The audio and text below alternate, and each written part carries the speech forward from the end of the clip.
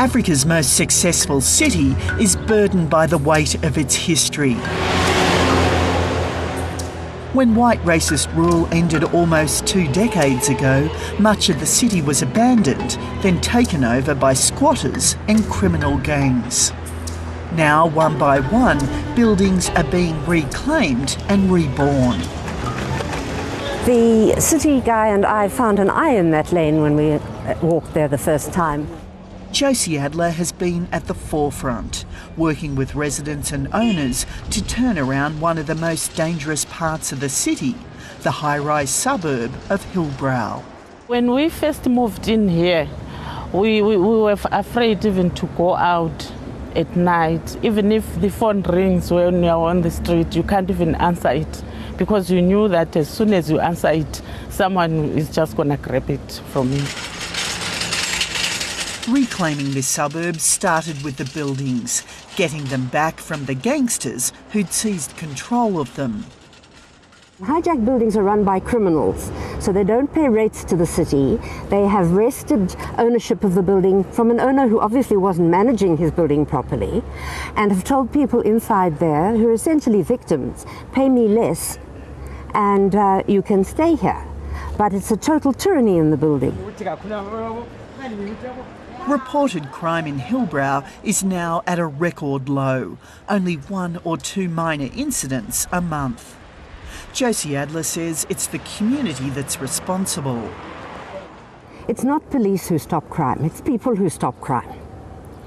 And that all-pervasive crime in the area that threatened every woman as she comes from work with her shopping to get from her taxi to the front door without being mugged, raped and losing her shopping, or worried about her kids coming home from school in the streets. But it's not just here that the city is changing.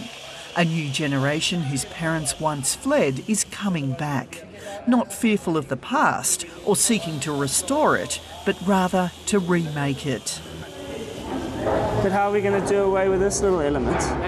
Adam Levy is a property developer with an eye on the future, but an understanding of the city's past. Big insurance companies that just abandoned billions and billions and almost hundreds of billions of dollars worth of infrastructure because of fear.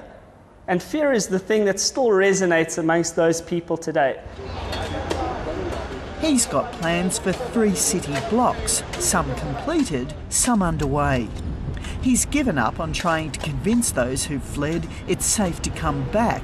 His target generation is much younger. The future of this city is for young, dynamic people in their teens, in their 20s, and their 30s who absolutely believe that tomorrow is going to be better than yesterday.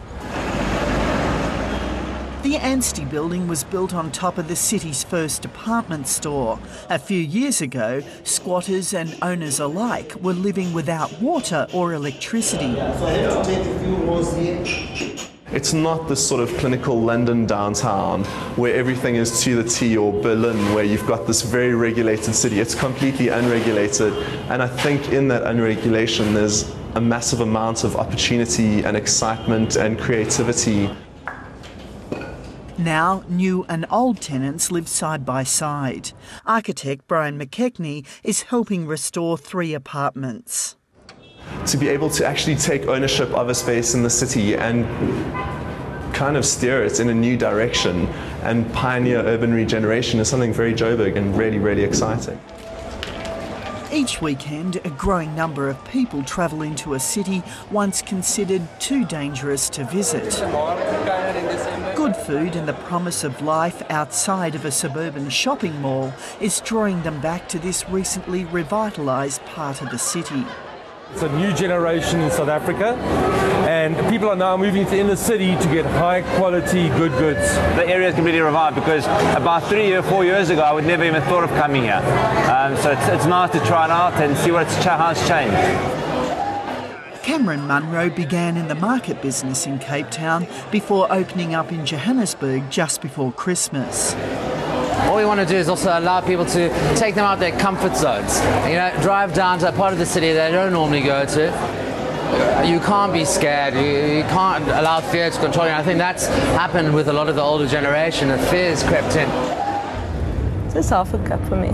Some may regard John Clark and Alicia Thompson as fearless. They consider themselves very lucky. You know, Hillbrow, we can see which flats, which blocks have been fixed up. They moved into the city from its suburban fringe when others were moving out. It's nice to have people liking the city again, and that hasn't happened accidentally. That's because of a lot of planning and initiative by the city council and the provincial administration. There's a political will to have it a great city. They still can't believe their fortune to live where they do. 28 degrees Celsius. We're going to go swimming today. I don't think I paid more than roughly 300,000 rand, which translates to about 40,000 Australian dollars for one of the best views in Johannesburg, which is a big city, and we live like rock stars on a salary. You know, it's 8 years ago, people would have said to him, "You live in the city? You are crazy." And now you say, "I live in the city," and they say, "Oh, that's so cool."